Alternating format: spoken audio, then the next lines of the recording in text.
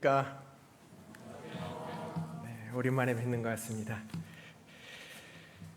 함께 기도드리겠습니다.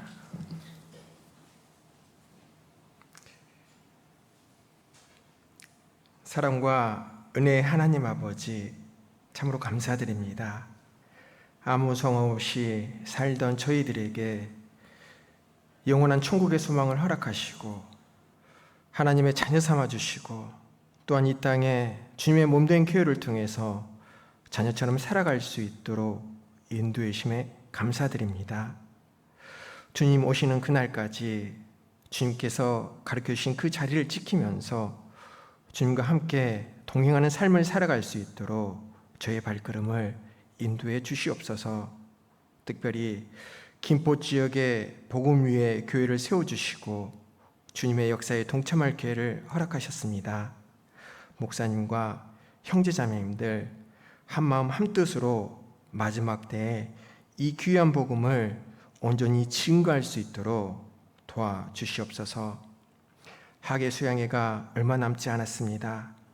어렵고 힘들지만 이 순간에도 기도하고 있는 모든 영혼들이 말씀 앞으로 나와 복음을 깨달을 수 있도록 은혜 베풀어 주시길 원하옵니다. 혹시 저희들의 게으름을 통해 그분들이 구원함을 받지 않도록 저희를 깨워주시고 저희 입술과 저희 행동을 주장해 주시옵소서. 또한 지금 세계적인 전염병으로 인해 많은 어려움을 겪고 있습니다. 육체의 질병, 경제적인 문제로 고통받고 있는 형제자매님들에게 위로를 주시고 힘을 주셔서 더욱더 주님과 함께 힘차게 마지막 때를 살아갈 수 있도록 도와주시옵소서. 혹여나 시험에 빠져 있는 형제자매님들이 계시다 그러면 말씀으로 위로해 주시고 힘을 주셔서 말씀 앞으로 나와 신앙을 회복하고 주님과 함께 동행하며 살아갈 수 있도록 도와주시옵소서. 오늘도 주일을 맞이하여 말씀 앞으로 나온 형제자매님들에게 마땅히 알아야 될 말씀을 깨우쳐 주시고 마음에 새겨주셔서 그 말씀이 용기가 힘이 되어서 힘차게 한 주를 살아갈 수 있도록 인도해 주시길 원하옵니다. 모든 것 주님께 감사를 드리며 저희를 구원해 주신 예수님 이름으로 기도드렸습니다. 아멘.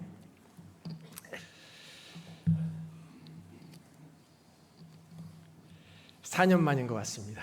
그렇죠? 4년 만에 교회당에 떠나서 이렇게 이 자리에 서는 것은 또 두렵고 떨리는 그런 심정으로 섰는데요. 아무튼 듣는 분들에게 위로를 주고 힘을 주는 말씀이 되도록 앉아서 들을 때 저를 위해서 기도를 해주셨으면 감사하겠습니다. 오늘 말씀 시편 34편입니다.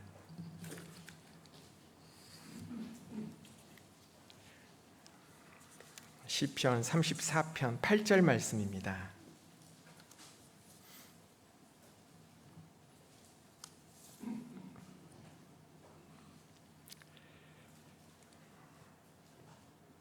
제가 읽겠습니다. 너희는 여호와의 선하심을 맛보아 알지어다. 그에게 피하는 자는 복이 있도다.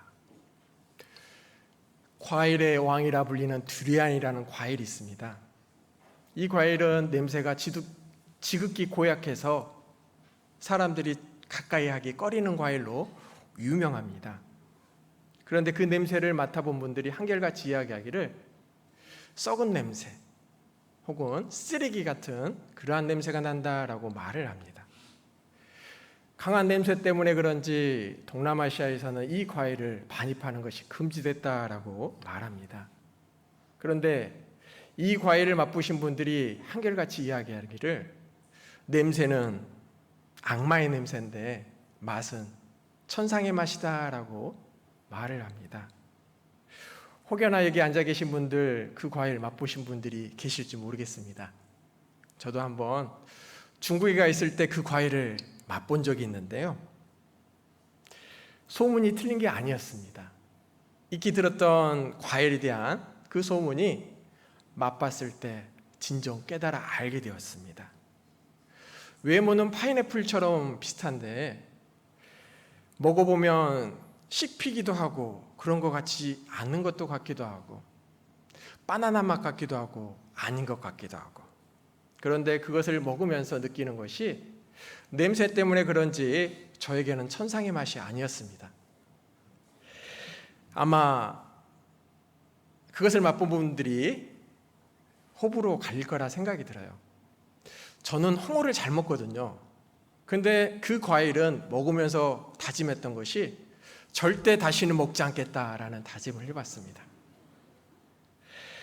이처럼 안다라고 하는 말 뜻을 보면 지식을 통해서 아는 것과 경험을 통해서 아는 것을 안다라고 표현합니다. 오늘 읽었던 처음 본문 말씀 맛보아 안다라는 것, 그것은 어떤 지식이나 사실을 실제 삶을 통해서 경험해보고 체험하는 것을 이야기하는 것입니다. 우리도 안다라는 개념을 삶 속에서 많이 접하고 있죠.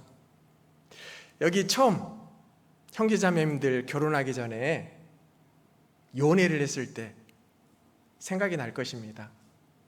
주선자를 통해서 온갖 칭찬의 말과 더불어 사진, 뽀샵으로 처리된 그 사진을 들어 내밀었을 때 말로써 온갖 포장된 말, 그것을 보고 만날까 말까 고민을 했었죠. 그런데 그 고민 속에서 만나게 됐을 때 직접 만나보면 들었던 내용과 실제 만나서 경험한 사람이 다르다라는 것을 우리는 처음적으로 알고 있습니다. 뿐만 아니라 데이트를 하면서도 느끼는 것이 그 사람이 들었던 것과 또한 첫인상과 데이트를 하면서 느끼는 것도 차이가 난다라는 것을 우리는 경험 속에서 알아갑니다. 아무리 좋은 말로 포장이 되어 있다 할지라도 만나봐서 경험해보면 차이가 난다라는 것을 우리는 알죠. 물론 살면서 또 다른 경험을 하게 되는데 그때는 이미 늦어버렸습니다. 한번 결혼하면 계속 가야 하기 때문에 만남을 통해서 그 사람과 결혼할지 안 할지를 최종 결정하게 됩니다.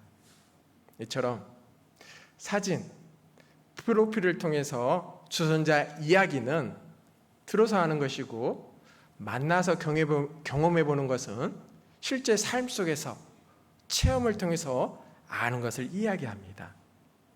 그래서 아는 것은 지식과 경험이 합쳐져야 온전해질 수 있다라고 이야기를 하는 거예요.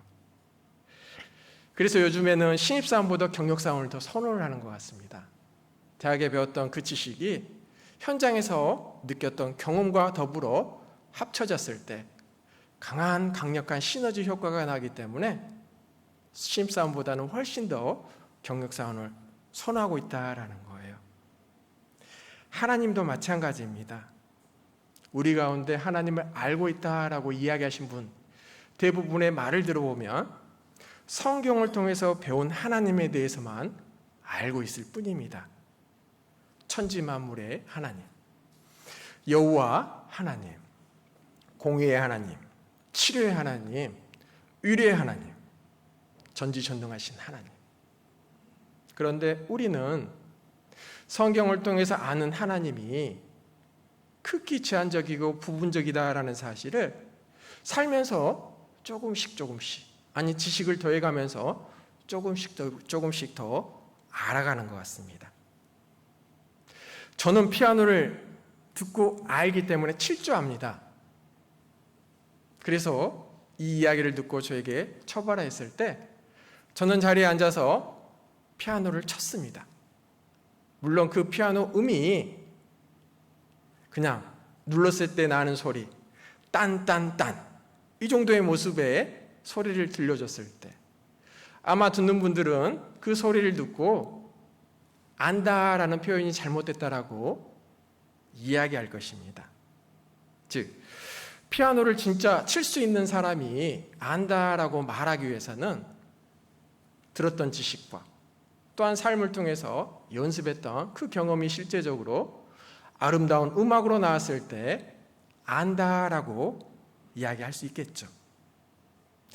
아름다운 음악이 나오기 위해서는 먼저 배워야 되고, 뿐만 아니라 그 배웠던 그 지식을 연습을 통해서, 체험을 통해서 하나씩 경험해 봤을 때 드디어 안다라고 말할 수 있다라는 거예요. 마찬가지로 우리는 하나님에 대해서 많은 지식을 쌓고 있습니다. 그런데 그 지식이 내 삶 속에서 적용이 되고 깨달아졌을 때 진정 안다라고 표현할 수 있다라는 거예요. 개인적으로 나와 동행하시며 내 삶에 영향을 주시는 살아계신 하나님을 지식적인 것뿐만이 아닌 삶 속에서 경험해 봐야 신앙에 힘이 있고, 뿐만 아니라 나의 간증이 힘이 있다라는 거예요. 그래서 실제적으로 하나님에 대해서 많이 배우는 것도 중요하지만 그 하나님을 내 삶 속에서 체험하는 것, 그것도 상당히 중요하다라고 말씀드릴 수 있다라는 거예요. 그런데 체험해 봐야 된다라고 말하면요, 어떤 분들은 오해합니다. 초자연적인 현상, 신비한 경험, 이적을 통해서 하나님을 경험했다, 체험했다라고 말하신 분들이 계셔요. 그것이 신앙이냐 붙잡고 살아가신 분들이 계십니다. 그런데 성경은 분명히 이야기합니다. 맛보아 안다라는 말씀은 말씀을 통해서 구원받은 사람이 말씀을 통해서 알고 있는 하나님을 자신의 삶 속에서 경험해보고 알아간다라는 표현인 거예요. 그래서 신앙은 말씀과 경험이 함께 해야만 온전해질 수 있다라는 것입니다. 그럼 말씀이 중요할까요? 체험 경험이 중요할까요? 둘 다 중요합니다. 그런데 뭐니 해도 말씀 위에 바탕을 둔 신앙, 체험, 그것이 힘이 있고 강한 능력을 발휘한다라는 거예요. 올바른 말씀에 근거하여 하나님을 바로 알고 동행하는 삶, 그것이 성경에서 가르쳐주는 오늘 읽었던 본문의 말씀, 선하심을 맛보아 알지어다라는 그 말에 합당한 말이라는 것입니다. 잘못 알면 잘못 믿고 잘못 섬길 수가 있어요. 그래서 말씀을 바탕을 둔 신앙이 안전하다라고 이야기하는 거예요. 초대 이스라엘 사람들이 그런 신앙의 모습을 보여줬었습니다. 출애굽기 32장 보겠습니다. 출애굽기 32장. 출애굽기 32장 4절입니다.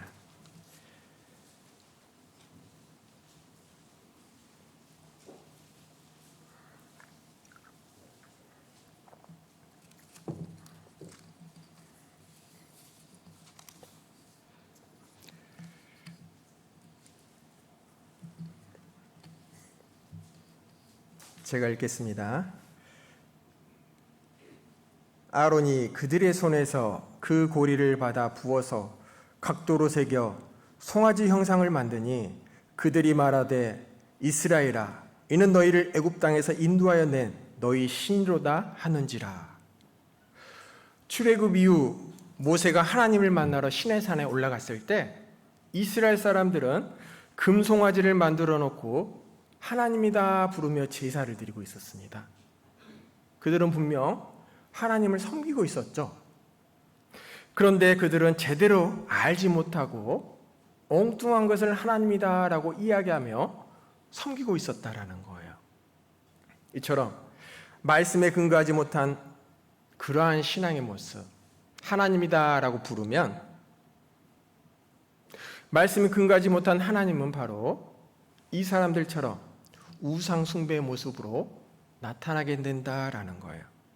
그러면서 말은 하나님을 섬긴다라고 이야기를 하죠. 요즘 이런 곳이 여러 군데 있습니다. 그래서 신앙은 말씀을 근거하여 하나님을 알고 섬기는 것, 그분과 동행하며 체험하며 경험하며 살아가는 것이 바로 신앙이다라고 이야기하는 거예요. 오늘 본문의 말씀, 여호와의 선하심을 맛보아할지어다라는 말씀. 맛보다라는 말은 그 말의 뜻처럼 여호와를 체험해 보는 것, 경험해 보는 것을 이야기하고 있습니다. 성경에는 하나님에 대해서 약 700개 정도의 하나님을 소개하고 있어요. 각각의 이름을 부르며 하나님이 어떠한 분이신지를 이야기해 주고 있는데, 근데 그 이름을 보면은 하나님의 속성과 하나님의 성품이 들어가 있습니다. 하나님께서는 자신의 이름을 통해서 자신이 어떤 분임을 알려주고 그 하나님을 경험하기를 바라고 있다라는 거예요. 그런데 700개가 넘는 하나님의 그 이름, 내가 알고 경험한 하나님은 얼마나 될까요? 올바로 하나님을 알기 위해서, 올바로 하나님을 숭배하기 위해서는 많은 하나님을 맛보아 알아야 됩니다. 그래야 올바른 간증이 되고 그 간증에 힘있게 된다라는 거예요.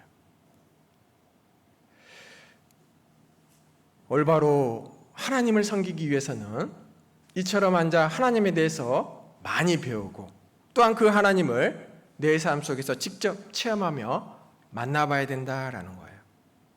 그런데 어떤 분들은 정답만 알고 단지 피상적인 하나님에 대해서 알고 그것이 하나님이냐, 그것이 신앙이냐 간증을 하는데, 근데 그 간증은 우리에게 진정으로 들리지 않는 이유는 바로 지식적으로 알고 있는 하나님이기 때문에 그 간증이 우리에게 힘이 없고 감동을 주지 못한다라는 것입니다. 하나님은 그런 분들을 성경에 어리석다라고 표현하고 있어요. 하나님께서는 자신이 많은 사람들에게 많이 경험되기를 원하시고 있어요. 장애물을 만났을 때 그 장애물이 아닌 디딤돌로 하나님 주셨는데, 단편적으로 지식적으로 아는 하나님은 그것을 통해서 하나님을 경험하게 하고 싶었는데, 잘못 이해하고 아는 사람들은 그 하나님을 경험하지 못하고 그 장애물에 대한 원망과 불평 속에 믿음의 교제를 떠나게 된다라는 것입니다. 우리는 많이 경험해 봐서 압니다. 지금까지도 그 하나님을 경험해 봤고 앞으로 믿음의 경주를 끝날 때까지 많은 지식의 하나님을 쌓고 우리 삶 속에서 그 하나님을 맛봐봐야 진정한 섬김이 나타날 수 있다라는 거예요. 그래야만 내 삶이 더욱더 풍성해질 수 있는 것입니다. 성경 속의 인물들은 자신의 삶 속에서 그 하나님을 맛보게 됩니다. 그래서 그들의 믿음은 더욱더 강해졌고 하나님과 끝까지 동행하는 삶을 살았다라고 기록하고 있습니다. 자, 그들이 맛본 하나님에 대해서 몇 가지 먼저 소개시켜 드리겠습니다. 창세기 17장입니다. 창세기 17장 1절입니다.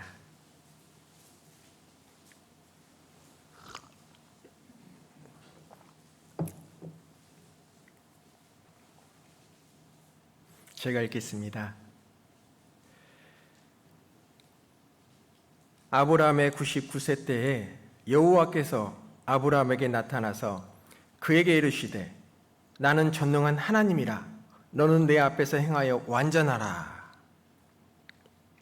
아브라함은 99세 때 자녀에 대한 약속을 받습니다.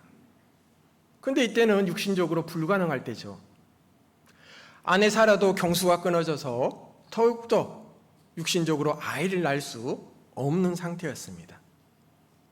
물론 하나님께서 이 말을 했을 때 속으로는 이럴 수 있죠. 10년만 젊어서도 어떻게 해볼 텐데 지금은 나이가 너무 들어 그 육신의 때를 지나버렸다라고 생각했을 수도 있습니다. 근데 그런 마음을 알고 계시는 하나님이 그들에게 자신을 소개하는데요, 자신은 전능의 하나님이다라고 소개하고 있습니다. 전능은 무엇이든지 할 수 있는 하나님이다라는 의미죠. 이후 아브라함과 사라는 아이를 낳았을 때 그 전능의 하나님을 실제 경험하게 됩니다. 그래서 독자 이삭을 바쳐라고 명령했을 때 갈등은 있었지만 그렇게 과감하게 하나님께 드릴 수 있었다라는 거예요. 우리도 매일 삶 속에서 그 전능의 하나님을 경험하고 있습니다. 그런데 깨닫지 못하는 분도 많이 계십니다. 생각해보면 천지 만물의 자연의 이치 속에 전능하신 하나님의 손길이 분명히 매일 삶 속에서 이루어지고 벌어지고 있다라는 거예요. 77억의 인구를 먹이시는 하나님, 지구의 공정과 자전을 규칙적으로 계속 운행하시는 하나님, 우리는 그 하나님을 매일 느끼며 살 수 있어야만 내 신앙이 더욱더 굳건해지고 강해질 수 있다라는 거예요. 오늘도 내가 살 수 있도록 모든 것을 운행하시고 다스리신 그 하나님, 전능의 하나님입니다. 두 번째, 창세기 16장 13절입니다.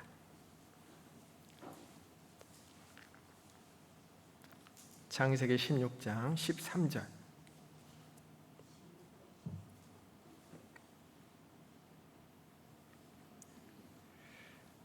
하갈이 자기에게 이르신 여호와의 이름을 감찰하시는 하나님이라 하였으니 이는 내가 어떻게 여기서 나를 감찰하시는 하나님을 비웠는고 함이라. 두 번째, 하나님에 대한 이름, 감찰하시는 하나님이다라고 소개하고 있습니다. 하갈은 여주인 사레를 멸시한 죄로 쫓겨나 광야로 도망 나왔습니다. 이때 여호와 하나님께서 그를 돌아보시고 그 고통의 목소리를 들으시고 아들 이스마엘로 한 민족을 이루어 주겠다라고 말씀하셨습니다. 하나님은 비록 선민이 아닌 하갈까지 감찰하고 계신다, 그러면서 도와주고 계신다라는 사실을 하갈은 이때 깨닫고 고백하게 됩니다. 우리도 그 하나님을 깨달을 수 있어야 돼요.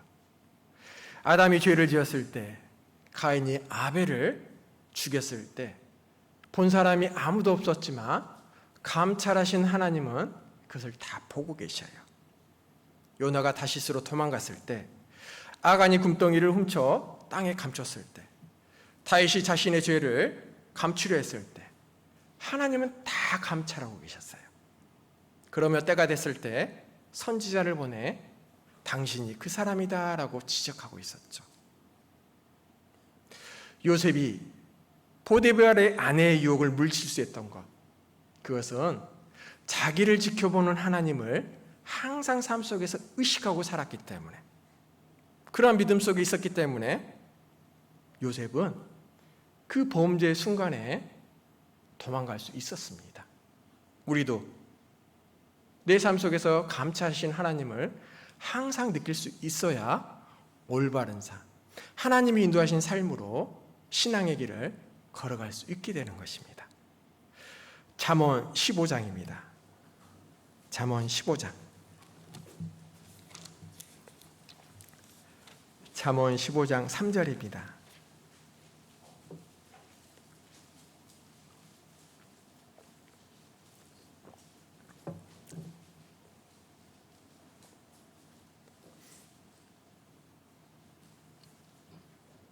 제가 읽겠습니다.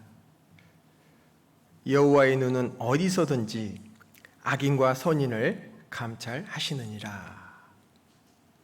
왜 하나님께서 악인과 선인을 일거수일투족 감찰하고 계실까? 그것은 정확한 공의를 이루기 위함이십니다. 뿐만 아니라 그리스도인들도 일거수일투족 감찰하시는 이유는 영광과 면류관을 정확히 계산해 주기 위함이다라는 사실이에요.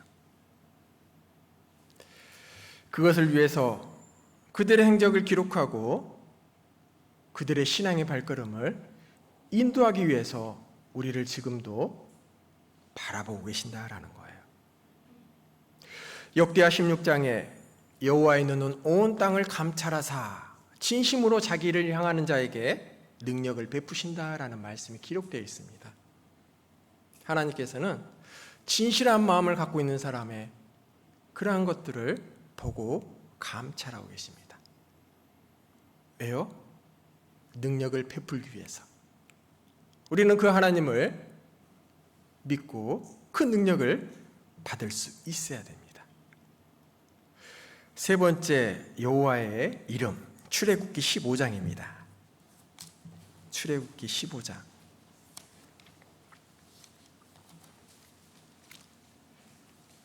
26절입니다.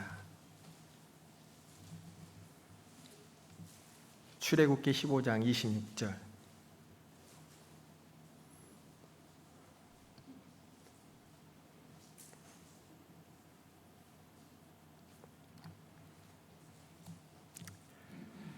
가라사대 너희가 너희 하나님 나 여호와의 말을 청종하고 나의 보기에 의를 행하며 내 계명에 귀를 기울이며 내 모든 규례를 지키면 내가 애굽 사람에게 내린 모든 질병의 하나도 너희에게 내리지 아니하리니 나는 너희를 치료하는 여호와임이라. 여기서는 하나님이 자신을 치료의 하나님이다라고 소개하고 있죠. 지금 이 장면은 홍해를 건너 이스라엘 사람들이 광야에 왔을 때 수르 광야에 들어왔는데 우물을 만나게 됩니다. 그런데 그 우물을 마셔보니 써서 마실 수 없게 된 거예요. 그래서 모세를 원망하게 됩니다. 그때 하나님께서 나무를 던져라라고 명하게 됩니다. 그 명을 받아 수행했더니 물이 달아 마실 수 있게 된 거예요. 그래서 그들은 갈증을 해결하게 됩니다. 그러면서 하나님께서 자신을 치료의 하나님이다라고 이야기하고 있다라는 거예요. 너희 인생 가운데 많은 질병과 많은 고통 속에 있을 텐데 그때마다 너희를 치료할 수 있는 분은 바로 나다라는 것을 이스라엘 백성들에게 알려주고 있다라는 거예요. 우리도 살면서 그분을 만날 수 있어야 됩니다.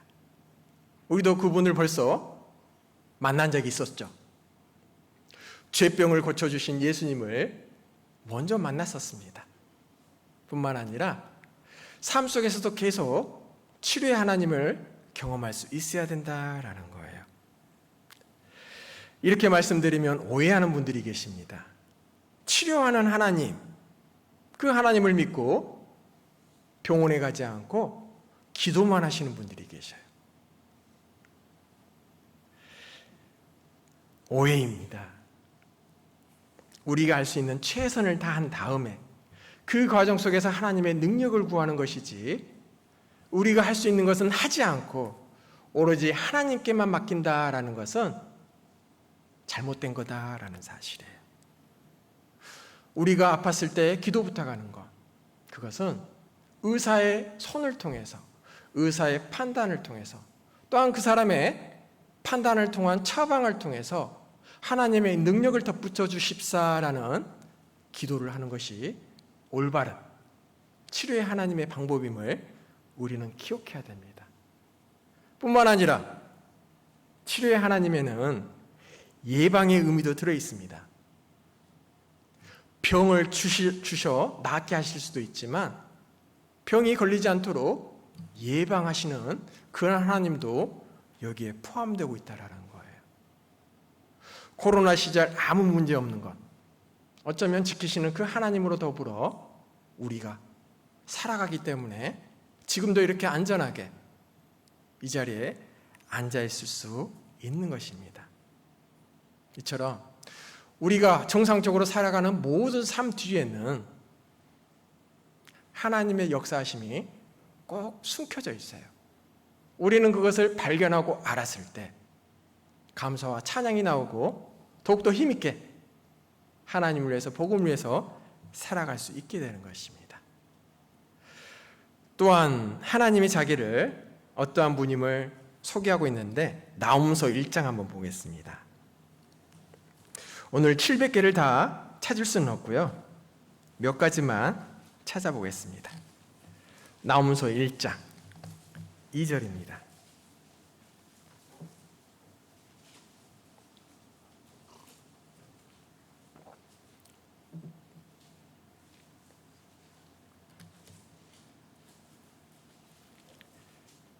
나홈서 1장 2절.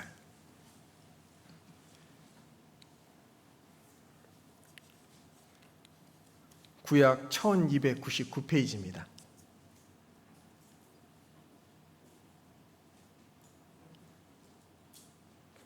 구약 1299페이지.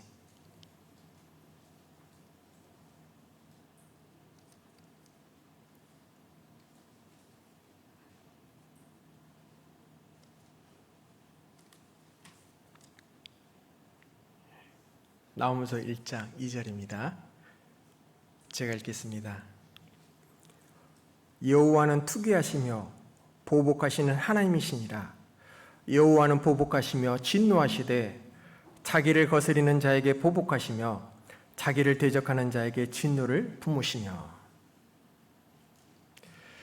역사적으로 아수르라는 나라는 이 이스라엘을 무지 괴롭혔던 민족이었습니다. 근데 그들은 너무나 잔인하고 악하여서 주의 나라들이 그 아수르에 대해서 너무나 두려워 떨고 있었습니다. 그런데 이사야 선지자를 통해서 더 나쁜 놈을 들어 자기를 혼낸다라고 하나님이 이야기했을 때 이사야 선지자는 그 말을 듣고 이해가 되지 않았어요. 그때 하나님께서 이사야 선지자를 통해서 알려줬습니다. 너희들도 지켜보고 있지만 그 아수르 민족도 내가 다 지켜보고 있다. 그래서 악에서 돌이키지 않으면 내가 직접 보복할 것이다 라는 것을 알려줬어요. 그래서 지켜보고 계셨던 하나님이 이제 나홈 선지자를 통해서 돌이키지 않는 그 아수르에 대한 심판의 경고를 지금 하고 있는 거예요. 내가 지금까지 지켜봤는데 그들의 악한 행동을 더 이상 볼 수 없다. 이제 내가 보복할 것이다 라고 선포하고 있는 것입니다. 여기서 나오는 보복이란 말,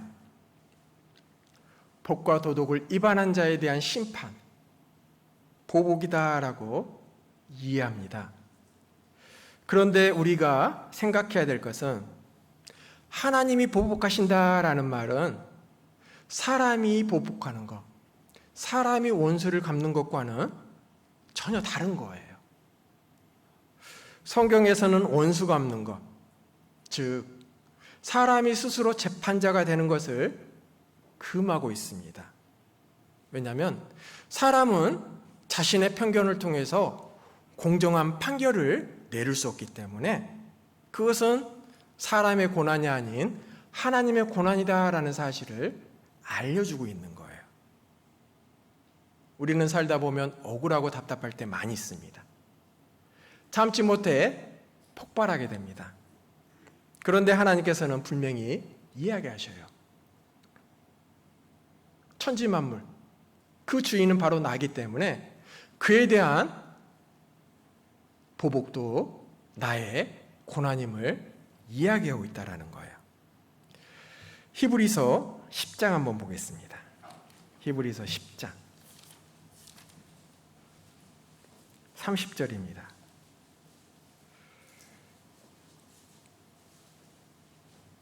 히브리서 10장 30절.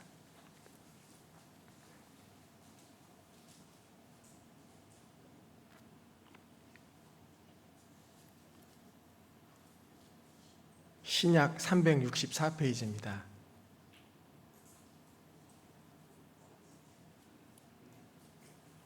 히브리서 10장 30절. 원수 갚는 것이 내게 있으니 내가 갚으리라 하시고 또 다시 주께서 그의 백성을 심판하리라 말씀하신 것을 우리가 아노니. 하나님이 알려주시죠. 원수 갚는 것은 나의 고난이다. 그런데 우리는 억울한 일을 당하면 즉각 방언을 일으켜서 좋은 결말보다는 나쁜 결말을 맺을 때가 많이 있습니다. 사람과의 관계도 불편하게 끝나버리는 경우가 자주 있죠. 하나님께서는 이야기하십니다.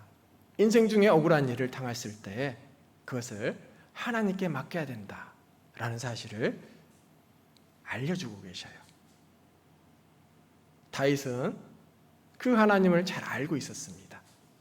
그래서 사울 왕에 쫓겨 도망 다닐 때 엔게디 동굴에 원수를 갚을 기회, 복수할 수 있는 기회를 맞이하게 됩니다.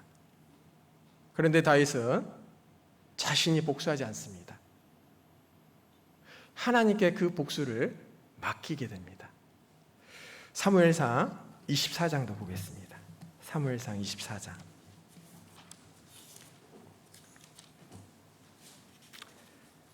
사무엘상 24장 12절입니다.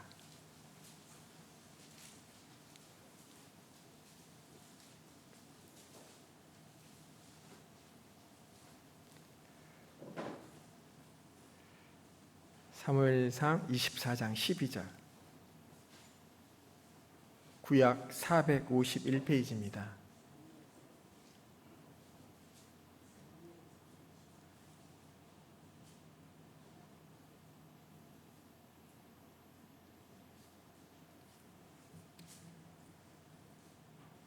사무엘상 24장 12절. 여호와께서는 나와 왕 사이를 판단하사 나를 위하여 왕에게 보복하시려니와 내 손으로는 왕을 해하지 않겠나이다. 복수는 하나님께 속한 것이지 나의 고난이 아니다라고 다윗은 그것을 알고 있었습니다. 10년 동안 사울 왕에 쫓겨 도망 다니고 있는데 죽을 고비도 여러 번 넘겼는데 그 자신을 죽이려고 쫓아온 그 사울 왕에 대한 복수할 수 있는 기회. 근데 그는 자신이 한 것이 아닌 하나님께 맡겼습니다. 왜냐하면 다윗은 자신이 이렇게 도망 다니는 그 일도 하나님께서 허락하셨다라는 사실로 받아들였어요. 그래서 하나님이 지금 이 순간을 허락하셨으면 하나님께서 모든 것을 다 책임져 주실 것이다 라는 그 마음이 있었기 때문에 다윗은 이러한 순간에도 보복을 하나님께 맡기게 됩니다. 혹시나 내가 도망 다니며 죽게 될지라도 그것은 하나님이 허락하신 일이다. 나는 그것을 다 받아들일 수 있다라는 그 마음을 갖고 있었기 때문에 이 순간에 다윗은 하나님께 맡겨드립니다 라고 이야기하는 거예요. 이때만 그런 게 아니죠. 왕이 되었을 때 복수하시는 하나님께 자신의 삶을 여러 번 맡기는 경우가 있었습니다. 압살롬에 의해 왕권을 빼앗겨 도망갈 때도 그러한 일이 벌어집니다. 사울왕의 친족 중에 한 사람 시므이가 다윗을 향하여 심하게 욕을 할 때, 그때도 옆에 있는 많은 신하들이 그 시므이를 죽이려고 할 때 다윗은 말립니다. 하나님이 지금 이 순간도 허락하셨다. 그렇다 그러면 하나님께서 그저 시므이에 대한 복수도 다 하실 것이다 라고 이야기하게 됩니다. 역시나 때가 됐더니 진짜 하나님께서 상황과 여건을 만들어 주셔서 사울왕에게도 복수해 주시고 그 시므이에게도 똑같이 복수해 줍니다. 이처럼 우리도 힘들고 어려운 순간이 맞닥뜨렸을 때 이것을 허락하신 하나님께 모든 것을 맡겼을 때 시간이 지나며 그 복수하신 하나님을 경험할 수 있게 되는 것입니다. 창세기 50장에 요셉에 대한 이야기가 기록되어 있습니다. 요셉이 종으로 팔려 형들에게 총리가 된 이후에 형들을 만났을 때 그렇게 이야기하죠. 내가 하나님을 대신하리까라고 이야기합니다. 복수는 하나님의 고난이지 나의 고난이 아님을 이야기하고 있다라는 거예요. 우리도 이러한 상황이 분명 있을 것입니다. 그럴 때 우리도 다윗처럼 이 상황도 허락하신 분이 하나님이다라고 믿는다 그러면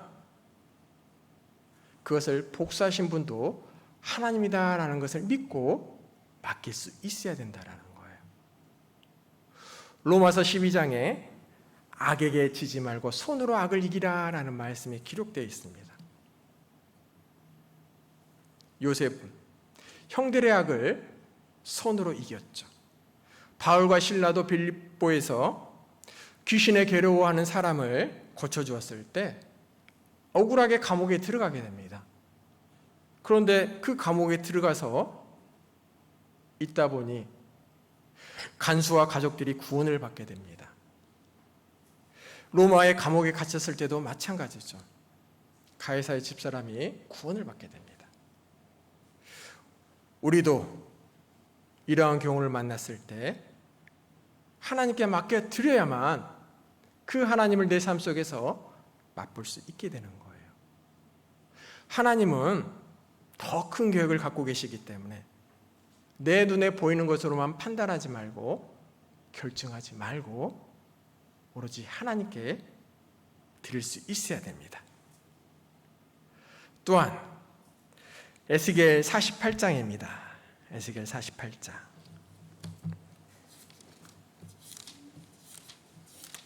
에스겔 48장 35절.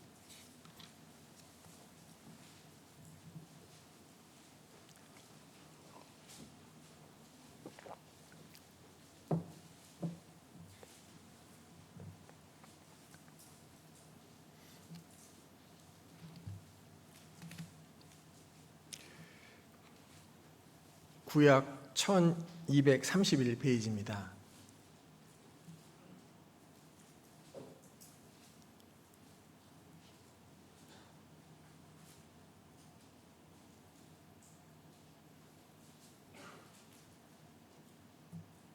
에스겔 48장 35절. 제가 읽겠습니다. 그 사면의 도합이 18,000척이라 그날 후로는 그 성읍의 이름을 여호와 삼마라 하리라. 이 에스겔 앞부분에는 성전의 척수에 대해서 자세히 기록해 있고 또한 성전에서 수송 두는 자들에 대한 임무가 기록되어 있습니다. 그리고 성회와 절기에 드릴 예물과 제사법, 그러한 규례의 내용이 앞에 기록되어 있습니다. 그 기록된 내용 이후에 하나님을 소개하고 있는데 여호와 삼마다라고 설명합니다. 여호와 삼마다라는 뜻은 하나님께서 거기 계신다라는 의미이죠. 그런데 이 의미를 자세히 살펴보면 여호와께서 거기 계신다라는 뜻은 하나님이 지금 여기에 있는 성읍, 성전, 거기에 계신다라는 의미의 제한적인 내용이 아니라 지금 에스겔이 바벨론 포로 생활에 있을 때 이스라엘 사람들에게 그 하나님에 대한 설명을 하고 있어요. 즉, 하나님은 너희들이 생각하기를 예루살렘에만 계신 것이 아니라 지금 여기 바벨론 포로 생활하고 있는 우리 가운데 계신다라는 것을 설명하고 알려주고 있었습니다. 즉, 하나님께서는 한 장소가 아닌 편재성, 어디서나 하나님이 계신다라는 뜻을 이스라엘 사람들에게 알려주고 있는 거예요. 그래서 에스겔은 너희와 계시는 그 하나님을 발견하고 약속하신 그 하나님의 말씀을 믿고 때가 되면 우리는 고향으로 돌아갈 것이다. 지금 바벨론 포로 생활을 하고 있는 너희들에게 함께 계시는 그 하나님을 발견하고 힘들고 어렵지만 그 그 시간을 견디기를 말하고 있는 것입니다. 그래서 조금 힘내서 그 하나님을 의지해서 이 생활 이겨내자. 너희들이 이 생활을 이겨내기 위해서는 함께 계시는 그 하나님을 발견할 수 있었을 때 이겨낼 수 있을 것이다 라고 알려주고 있는 거예요. 아우슈비츠에서 살아남은 엘리 비젤이라는 사람이 있습니다.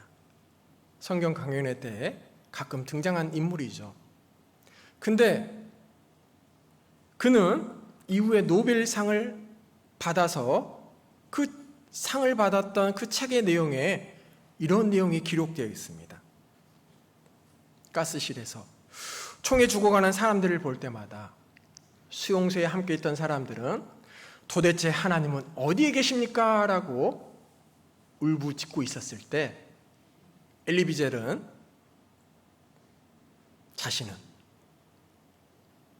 자신과 함께 계시는 그 하나님을 발견했다라고 고백하고 있어요.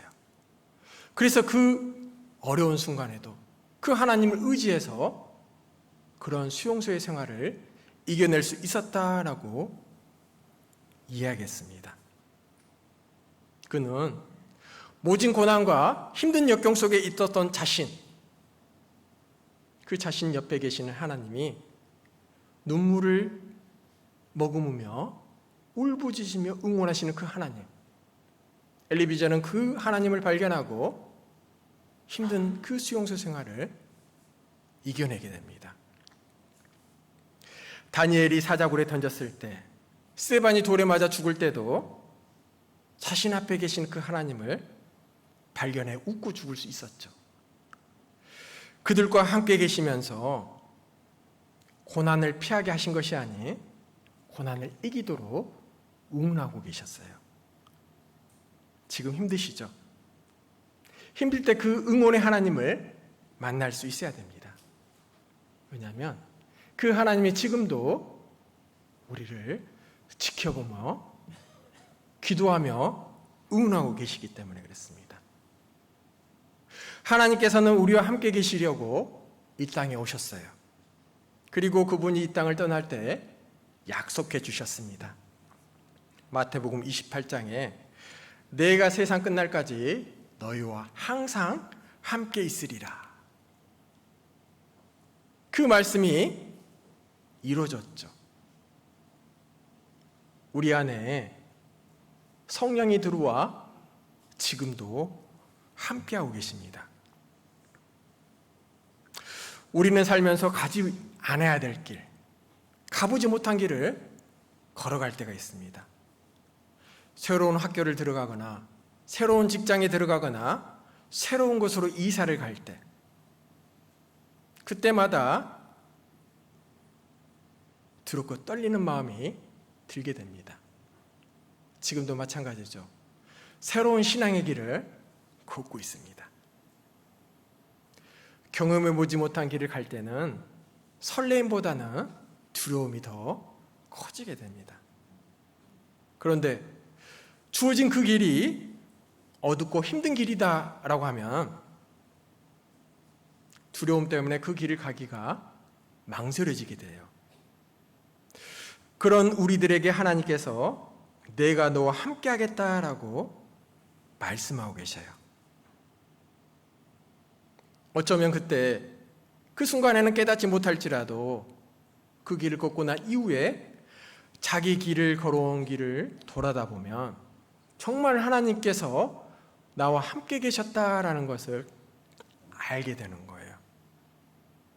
우리는 그 하나님과 함께 오늘도 신앙의 길을 동행하고 있습니다. 그것을 발견하신 분은 한 발을 내디딜 것이고, 발견하지 못한 분들은 그 자리에 머물러 앉아 계실 거예요. 우리는 이렇게 이 시간에 와서 그 하나님에서 배워 알게 됩니다. 정말 그렇지. 그 하나님이 나와 함께 계시지. 이런 배움을 통해서 지금 이 교회당을 떠나게 되면 안타깝게도 배웠던 하나님에 대해 또 까맣게 잊어버려요. 우리만 그런 게 아니었습니다. 이스라엘 사람들도 그랬었습니다. 하나님을 보기보단 상황과 여건을 판단하고 상황과 여건을 보고 판단하고 결정해버렸어요. 민수기 13장 한번 보겠습니다. 민수기 13장 25절입니다.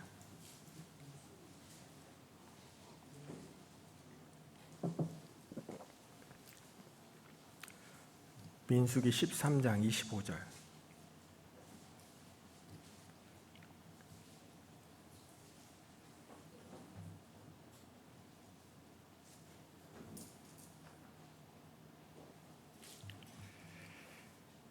제가 읽겠습니다. 40일 동안의 땅을 탐자기를 마치고 돌아와 27절입니다. 모세에게 보고하여 가로되 당신이 우리를 보낸 땅에 간즉 과연 젖과 꿀이 그 땅에 흐르고 이것은 그 땅의 실관이이다. 출애굽 이후 12명의 정탐꾼을 보내 가나안 땅을 탐지하고 돌아와 보고하는 내용입니다.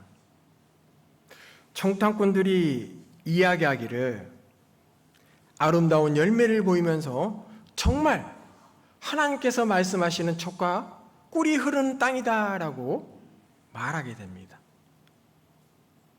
그런데 10명의 정탐꾼은 그 땅 거민이 더욱더 힘이 있어 보이고 장대해 보이니까 그들의 마음이 이축되어 조금 전까지 젖과 꿀이 흐르는 땅이다라고 했던 그 땅을 거민을 삼키는 척박한 땅이다라고 말이 바뀌어버려요. 10가지 재앙과 홍해의 능력을 경험했던 하나님을 이들은 또 잊어버려요. 우리도 마찬가지입니다. 막상 앞에 서게 되면 10명의 정탐꾼처럼 이야기하고 판단해버려요. 그래서 우리는 그 하나님을 항상 기억할 수 있어야 돼요. 말씀을 통해서 자꾸 두려움이라는 그 껍질을 벗겨내야 됩니다. 똑같은 현장에 갔다 왔는데 10명의 사람은 환경과 상황을 보고, 그런데 2명은 전능하신 하나님을 봤기 때문에 전혀 다른 결과가 나타나게 되죠. 우리도 절망적인 상황 앞에서도 내가 믿고 있는 하나님이 전능하시다라는 것을 기억해야 됩니다. 나의 작은 지식과 내 능력으로 맞춰 하나님을 판단하면 그 하나님은 작아질 수밖에 없어요. 하나님을 내 수준에 판단하면 그 정도밖에 하나님을 믿지 않게 되는 거예요. 그러나 큰 하나님을 믿게 되면 절망보다는 전능하신 하나님을 경험할 수 있게 되는 거예요. 그 하나님은 지금 나와 함께 계십니다. 그러니 이제부터 나의 모든 삶을 그 하나님과 함께 연관시켜 보셔요. 그럼 그 하나님을 발견할 수 있고 그 하나님을 맛보아 알 수 있게 되는 거예요. 그럼 내 삶을 말씀과 연관시켜 보면 하나님의 선하심을 맛보아 알 수 있을까? 아닙니다. 맛보아 알 수 있는 하나님의 규칙과 법칙이 있어요. 지금부터 그것을 잠깐 생각해 보겠습니다. 창세기 22장입니다. 창세기 22장 2절입니다.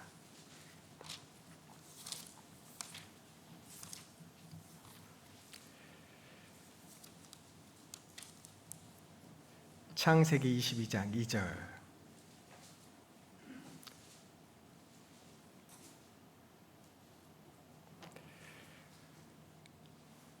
여호와께서 가라사대 내 아들 내 사랑하는 독자 이삭을 데리고 모리아 땅으로 가서 내가 내게 지시한 한 산 거기서 그를 번제로 드리라. 아브라함에게 독자 이삭을 바치라라는 명령입니다. 아브라함은 이 명령에 따라 자기 아들을 데리고 2박 3일 모리아 산을 향해 떠나게 됩니다. 그런데 떠났을 때 모든 것은 다 준비해 갔지만 재물은 가지고 가지 않게 돼요. 함께 가는 이삭이 궁금해 물어봤죠.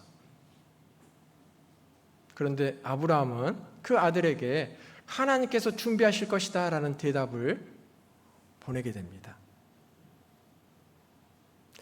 어려운 결정이지만 아브라함은 끝까지 하나님의 명령에 순종해서 가게 됩니다. 그 명령을 끝까지 수행하려고 했을 때, 독자 이삭을 하나님께 바치려고 했을 때 드디어 하나님의 답을 만나게 됩니다. 모리아산 위쪽으로 올라오는 아브라함과 그 일행. 근데 그 반대쪽에는 하나님의 답이 준비되어 있었는데 그들은 그것을 보지 못했기 때문에 너무나 답답했을 거예요. 그런데 그들은 아브라함은 끝까지 순종했을 때 하나님의 답을 만날 수 있게 되는 것입니다. 그래서 창세기 22장 13절입니다. 아브라함이 그 하나님을 이렇게 소개하고 있죠. 창세기 22장 13절. 아브라함이 눈을 들어 살펴본 중 한 수양이 뒤에 있는데 뿔이 수풀에 걸렸는지라 아브라함이 가서 그 수양을 가져다가 아들을 대신하여 번제로 드렸더라. 아브라함이 그 땅 이름을 여호와 이레라 하였으므로 오늘까지 사람들이 이르기를 여호와의 산에서 준비되리라 하더라. 하나님은 의구심을 갖고 걸어가고 있는 아브라함에게 명령하셨습니다. 계속 가라. 아브라함은 하나님이 요구하신 그 말씀의 뜻을 알고 있었어요. 그것은 끝까지 말씀에 순종하여 가라라는 것을 알고 있었습니다. 끝까지 순종했을 때 여호와 이레, 준비하고 계신 그 하나님의 답을 경험하게 된다라는 거예요. 창세기 37장에 요셉의 이야기가 시작됩니다. 하나님께서는 요셉에게 알려줍니다. 너는 장차 치리자가 될 것이다. 근데 요셉을 시기했던 형과 그 형들이 요셉을 종으로 팔아버리게 되죠. 요셉은 애굽의 종으로 팔려 13년간 가진 고생을 하게 됩니다. 그러다 결국 총리까지 올라서게 되죠. 요셉의 삶을 보면 하나님이 인도하시는 방법, 우리 생각과 전혀 다르다라는 것을 알 수가 있어요. 종으로 팔려가고 감옥으로 들어가야 되고 세상적으로 보면 총리와 점점점 멀어지고 있었습니다.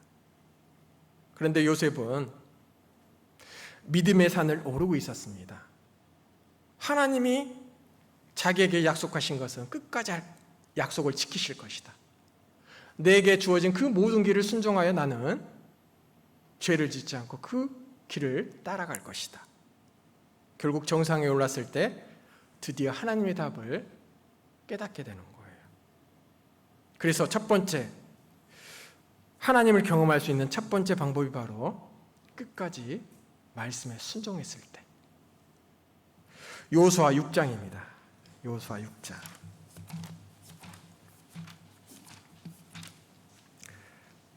2절입니다. 여호수아 6장 2절.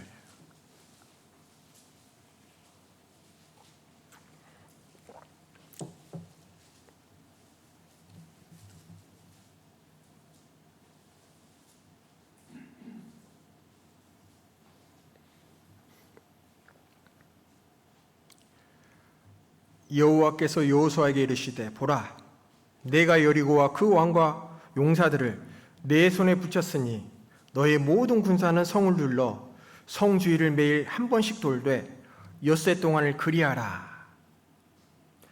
광야 40년 생활을 마치고 드디어 가나안 땅에 입성했던 이스라엘 백성들, 이제 약속의 땅을 얻기 위해 싸움 준비를 하고 있었습니다.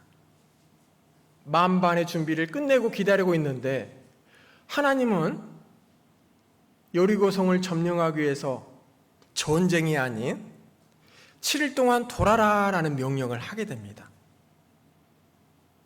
난공불락의 요새, 어느 누구도 그 성을 빼앗은 적이 없어서 아마 총공격을 해도 탈환하기 어려운 그 성을 하나님께서는 공격보다는 7일 동안 돌아라. 아마 그 명령을 들었던 이스라엘 사람들 어리둥절했을 거예요. 근데 그들은 아무 말 하지 않고 끝까지 순종하게 됩니다. 이들이 7일 동안 도는 것, 그게 뭐 대수야 라고 생각이 들지 모르지만 쉽지 않은 그러한 일이었던 거예요. 그들이 순종하여 여리고성을 돌 때 가장 힘든 것이 바로 아무 변화가 없는 거예요. 변화가 없다. 아니, 한 바퀴 하루하루 돌 때마다 몸 변화가 나타나면 순종하기 좋을 텐데 아무 변화가 없다라는 거예요. 첫 번째 도니까 성이 금이 간다. 두 번째 도니까 성이 흔들린다. 세 번째 날이 되니까 조금씩 무너지려고 한다. 그런데 마지막 바퀴째가 돌고 외치기 전까지 성은 그대로 있었습니다. 하나님이 그들에게 요구하는 것이 바로 말씀에 온전히 순종하는 거예요. 아무 변화가 없다 할지라도 그 말씀을 끝까지 지킨다라는 거예요. 사실 신앙생활하면서 말씀에 순종했을 때 그 결과가 즉각 나타나면 순종 안 할 사람 아무도 없습니다.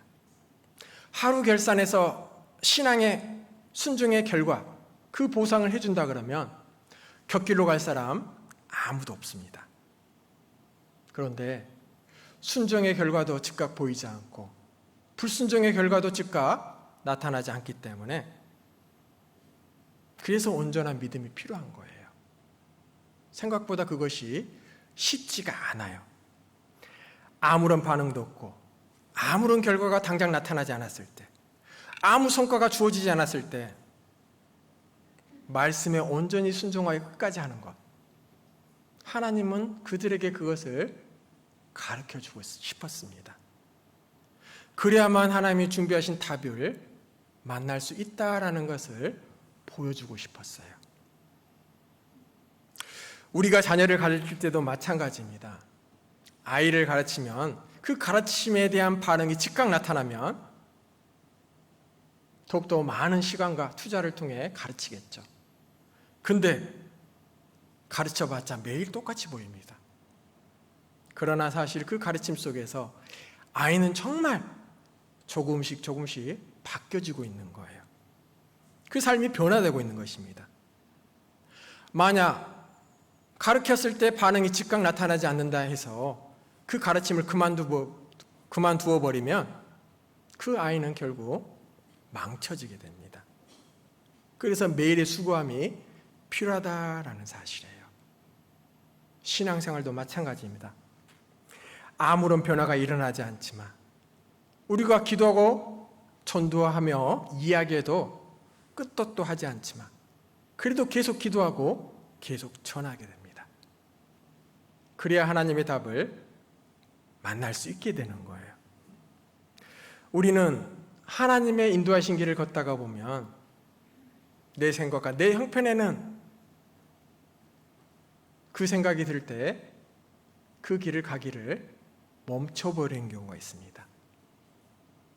바로 앞만 보니까 내 생각에는 내 형편에는 걷기를 두려워하죠.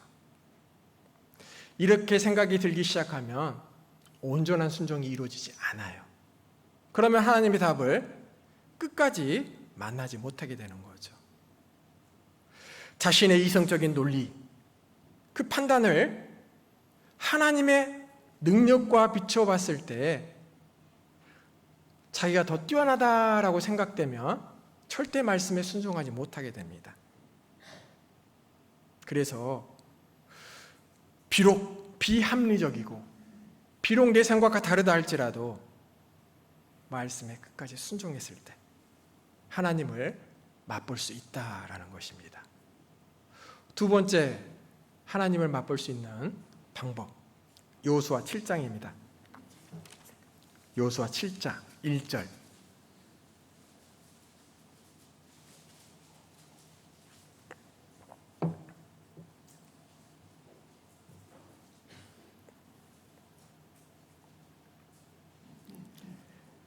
이스라엘 자손들이 바친 물건을 인하여 범죄하였으니 이는 유다 지파 세라의 증손 삽디의 손자 갈미의 아들 아간이 바친 물건을 취하였음이라.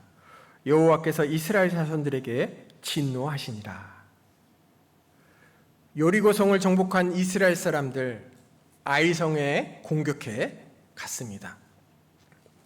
근데 정탐꾼들이 그 아이성을 탐지해 보니까 극히 작은 성인 거예요. 그래서 이 많은 수가 갈 필요가 없겠다.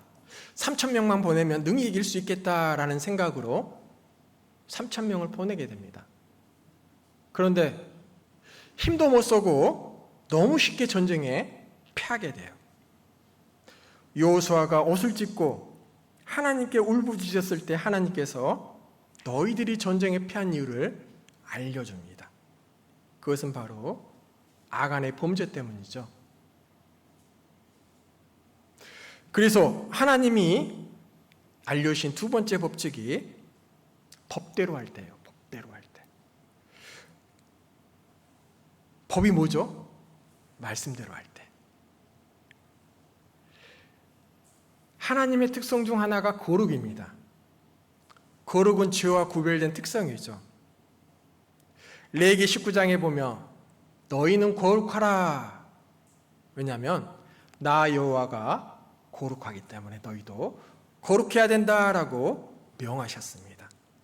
이것이 바로 하나님이 정하신 법칙이고 규례인 거예요. 법대로 할 때. 삼손의 실패, 요셉의 성공은 바로 하나님이 오시는 성품을 지켰을 때 실패와 성공으로 갈리게 됩니다. 본능에 충실한 삼손은 실패, 그러나 요셉은 거룩한 하나님을 기억하고 자신의 신분을 잊지 않았을 때 성공하게 되었다라는 거예요. 하나님께서는 우리를 인도하시면서 꼭 이런 시험을 겪게 하십니다. 그 시험을 이겼을 때 하나님의 선하심을 맛볼 수 있다라고 알려주셔요. 사무엘하 6장입니다. 사무엘하 6장.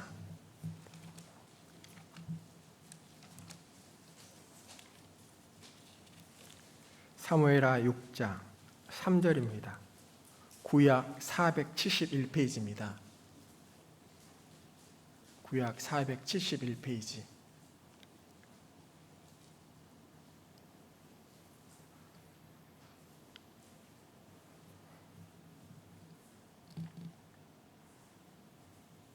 사무엘하 6장 3절. 저희가 하나님의 궤를 새 수레에 싣고 산에 있는 아비나답의 집에서 나오는데 아비나답의 아들 우사와 아요가 그 새 수레를 모니라. 6절입니다. 6절. 저희가 나곤의 타작 마당에 이르러서는 소돌이띠므로 우사가 손을 들어 하나님의 궤를 붙들었더니 여호와 하나님이 우사의 잘못함을 인하여 진노하사 저를 그곳에서 치시니 제가 거기 하나님의 궤 곁에서 죽으니라. 다윗이 왕이 된 이후 아비나답의 집에 약 20년간 방치되어 있던 법궤를 드디어 예루살렘으로 옮기는 그러한 내용입니다. 법궤를 실은 수레 아비나답의 집에 출발해서 다윗성으로 가는 도중 나곤의 타작마당에 들어섰을 때 갑자기 소들이 뛰기 시작합니다. 소들이 뛰자 수레에 실려 있는 법궤가 떨어질까 봐 수레를 몰던 우사가 당황해서 급히 손을 대고 법궤를 붙들게 됩니다. 이때 하나님께서 진노하셔서 우사를 치셨고 그 우사는 그 자리에서 죽게 됩니다. 손은 곧 안정을 되찾았지만 함께 있었던 모든 사람들은 얼어붙어 버렸어요. 다윗은 이것을 보고 너무 놀라 더 이상 법궤를 옮길 수가 없게 되었습니다. 나중에 다윗이 돌아가 생각해 보니까 법궤에 대한 규례를 잃어버렸어요. 그토록 간절하게 원했던 법궤를 예루살렘으로 옮기는 방법. 한시도 급한 마음에, 너무 설레고 기쁜 마음에 다윗은 하나님의 규례를 잊고 옮기려고 했었습니다. 민수기 4장에 보면 법궤는 고앗 자손이 와서 어깨에 메고 옮기는 것이 하나님이 정하신 규례고 법칙이에요. 그 일은 반드시 아론 계통의 자손들이 법궤를 맨 채, 만지지 못하고 맨 채 옮기게 되어 있다라고 성경에 분명히 기록되고 알고 있었습니다. 근데 다윗은 너무 기쁜 나머지 하나님의 그 규칙을 잃어버렸어요. 이처럼 아무리 하나님을 위한 일이라 할지라도 법대로 하지 않으면, 말씀대로 하지 않으면 필요 없게 됨을 알려주고 있죠. 아무리 성공한 일이라 할지라도, 주님 일을 아무리 많이 했다 할지라도 그것이 말씀대로 하지 않았을 때는 쓸모없는 것이 되어버려요. 순종이 제사보다 낫다라고 말씀하셨죠. 하나님께서는 성공보다는 말씀대로 순종하기를 원하십니다. 그래서 바울이 믿음의 경주를 하는 우리들에게 이렇게 권면을 했었습니다. 디모데후서 2장입니다. 디모데후서 2장 5절입니다.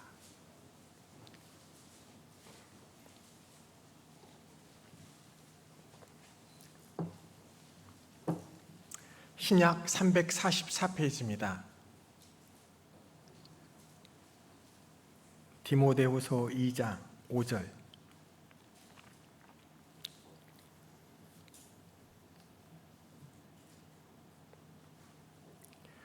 경계하는 자가 법대로 경계하지 아니하면 면류관을 얻지 못할 것이며, 성경에 기록된 말씀이 있는 한 어떠한 사람이든지 어떠한 일을 하든지 말씀에 부합되지 않으면 쓸모없게 된다라는 거예요. 하나님은 서툴고 어눌하지만, 잘하지 못하지만 말씀대로 하는 것을 더 원하십니다. 법대로 했을 때 영광의 면류관이 주어질 것이다. 우리는 꼭 그것을 기억하고 법대로 하는 것, 그래야만 하나님의 영광의 면류관, 그 하나님의 선하심을 맛볼 수 있다라는 거예요. 세 번째, 요한복음 11장입니다. 요한복음 11장 3절입니다.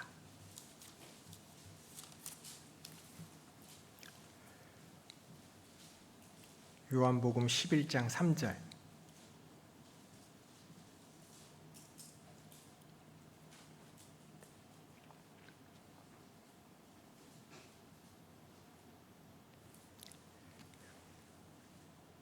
이에 그 누이들이 예수께 사람을 보내어 가로되 주여 보시옵소서, 사랑하시는 자가 병들었나이다 하니. 지금 이 장은 나사로에 대한 이야기입니다. 마리아와 마르다, 그들은 주님께 자신의 오라비가 병들었다라는 소식을 전하게 됩니다. 그런데 그 소식을 들었던 주님의 반응은 너무나 이상해요. 한시가 급한데 이틀을 더 유하시겠다라고 말씀하시는 거예요. 시간이 흘러 나사로는 죽은 지 이미 사흘이 되어버립니다. 그때 주님은 나사로를 향해 떠나게 됩니다.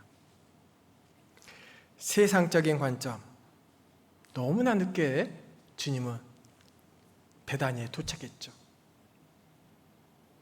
근데 하나님의 관점은 너무 늦은 게 아니었습니다. 사람의 때 너무 늦었다. 하나님의 때 정각에 오신 거예요. 그래서 세 번째 맛볼 수 있는 방법, 하나님의 때까지 끝까지 걸어라라는 거예요. 그 하나님의 답을 만날 때까지. 하나님이 이 나사로를 통해서 하나님의 때가 언제임을 알려주죠. 예수님이 그것을 이야기합니다. 이때가 바로 하나님의 영광을 위한 때다라고 말씀하셨죠.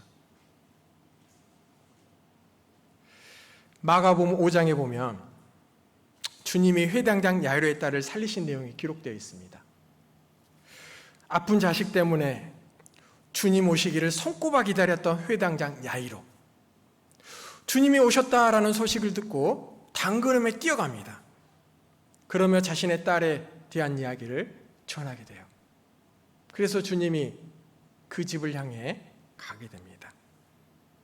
그런데 그 집을 향해 갔을 때 가는 도중에 혈루증 여인을 고치는 그러한 일이 일어나게 됩니다. 주님은 그 여인과 만나 그 여인의 병을 고치기 위해서 시간을 지체하게 돼요. 함께 있던 야이로의 마음 어땠을까요? 한시가 급한데 이렇게 지체하다 내 딸이 죽기라도 한다면 어쩔까? 주님 이렇게 망설일 때가 아닙니다. 빨리 가야 됩니다. 아마 속마음은 그랬을 거예요. 그런데 역시나 우려했던 일이 벌어집니다. 그 집사람이 와서 하는 이야기가 당신의 딸이 죽었으니 더 이상 선생님을 괴롭게 마소서라는 거예요. 아마 그 이야기를 들었을 때 야이로는 지체하시는 주님을 원망했을지 모르겠습니다. 그런데 주님이 그에게 하시는 말씀, 두려워 말고 믿기만 하라. 모두가 비웃던 상황에서 주님은 그 집에 가서 그 아이를 살려내게 됩니다. 우리도 하나님께서 그 하나님의 답을 주기 위해서는 끝까지 멈추지 말고 답을 만날 때까지 걷기를 바라신다라는 사실이에요. 하나님께서는 내 시간에 맞춰서 일하시는 것이 아닌 하나님 시간에 맞춰서 일하고 계신다라는 사실을 알려주고 계십니다. 하나님께서는 세상적인 시간표를 맞춰서 일하시기보다는 내 신앙의 성장을 위해서, 그분은 그 성장의 목적이기 때문에 그것에 더 큰 관심을 갖고 계시기 때문에 그렇게 하나님의 때에 맞춰서 일하고 계신다라는 거예요. 어렵고 힘든 그 순간에 섰을 때 주저하거나 멈춰서는 안 됩니다. 우리는 그것을 동행하시는 하나님과 더불어 답을 만날 때까지 끝까지 걸어갈 수 있게 되는 거예요. 목적지에 가기 위해서는 걷는 그 신앙의 길 가운데 넘어지며 부딪히며 힘들어할 때가 많이 있을 것이다.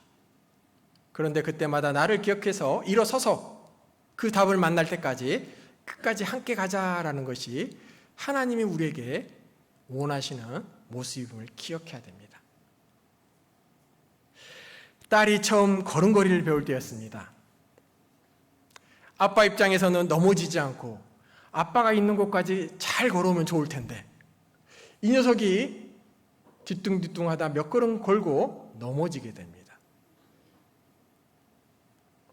아빠 입장에서 그것을 보고 있으면 가슴 아프죠. 근데 뒤뚱뒤뚱 넘어지는 딸아이에게 한 걸음에 달려가서 앉는 것이 아닌 내가 서 있는 곳까지 오기를 간절히 바라고 기다리고 있어요. 왜냐하면 그 아이가 힘들지만 거기까지 와야만 걸을 수 있다라는 사실을 알고 있기 때문에 참고 기다리고 있는 거예요.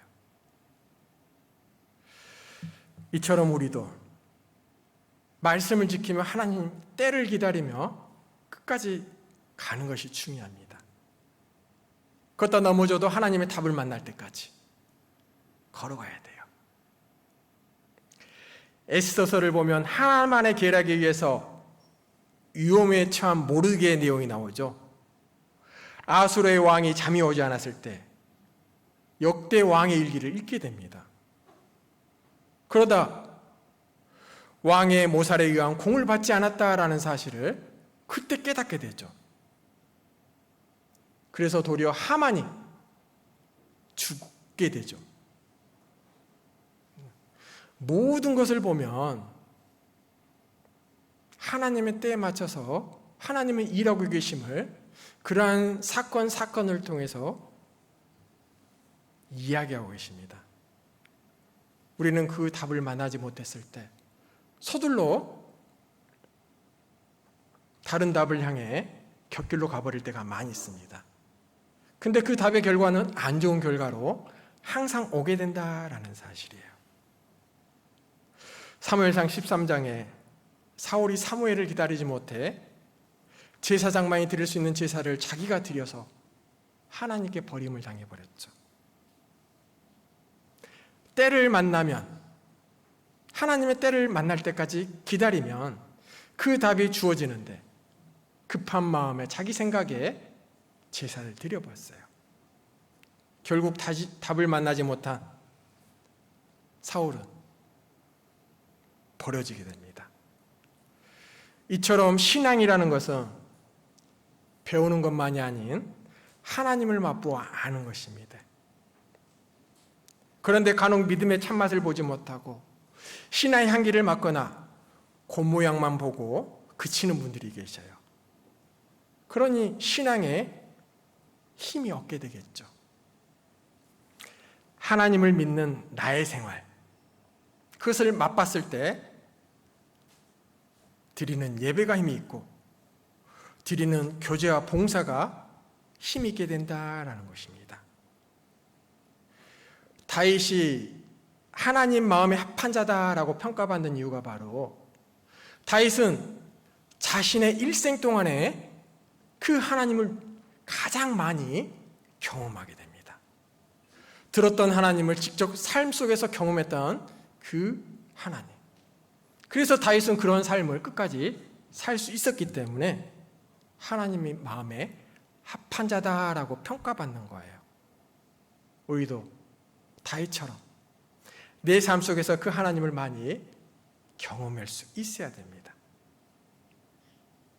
그럼 우리는 어떻게 하나님을 경험할 수 있을까? 구약에서처럼 하나님을 직접 대면해서일까? 아니죠. 요한복음 1장에 있는 말씀처럼 이 말씀이 곧 하나님이시다. 즉 말씀을 통해서 하나님을 만나고 경험하고 체험하는 거예요. 하나님의 영향력을 받고 있다라는 것은 말씀을 통해서 나의 삶에 영향력을 끼치고 있다라는 것을 이야기합니다. 말씀대로 감동받고 말씀대로 가치관을 갖고 말씀대로 살아가다 보면 그 하나님이 나와 함께 계신 것을 맛볼 수 있다라는 것입니다. 왜 나에게 이렇게 많은 힘든 일을 주셨을까? 하나님을 맛보기 위함입니다. 진정한 참된 섬김은 맛봤을 때 나타날 수 있기 때문에. 그래서 우리 삶이 이렇게 고단하고 힘든 거예요. 편식하는 아이는 잘 자라지 못한 것처럼 많은 경험 속에서 하나님을 맛본 신앙은 건강해집니다. 하나님은 많은 말씀을 맛보아 알게 하고 싶습니다. 우리가 하나님을 경험하지 못하는 이유 중에 하나는 지식적으로는 많이 하나님을 알고 있지만 실제 생활 속에서 하나님을 발견하지 못하고 말씀이 내 생활 속에 이루어지는 것을 알지 못하기 때문에 그래요.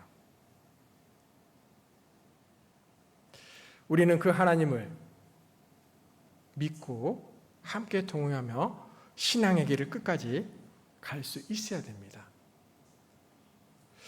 우리 삶의 상황과 여건과 환경, 믿음의 선진들과 우리의 삶의 시간과는 너무나 시간차가 많이 있죠. 그래서 어떤 분들은 그 사람들의 믿음과 우리의 믿음이 다르지 않을까, 맛볼 수 있는 그 하나님도 다르지 않을까라는 생각하기 쉽습니다. 그런데 중요한 것이 있어요.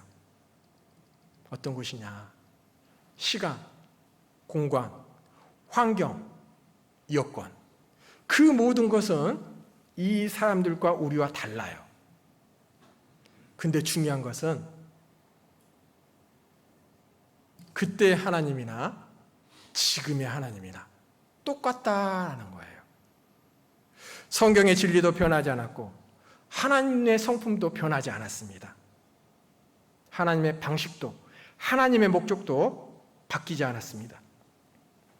그래서 그 하나님을 맛볼 수 있다라고 이야기하는 것입니다. 시편 34편 8절 처음 찾았던 말씀, 너희는 여호와의 선하심을 맛보아 알지어다. 그에게 피하는 자는 복이 있도다. 끊임없이 여호와를 맛보아 알게 됐을 때 진정한 위로와 그로 인한 진정한 섬김이 나타날 것입니다. 함께 기도드리겠습니다.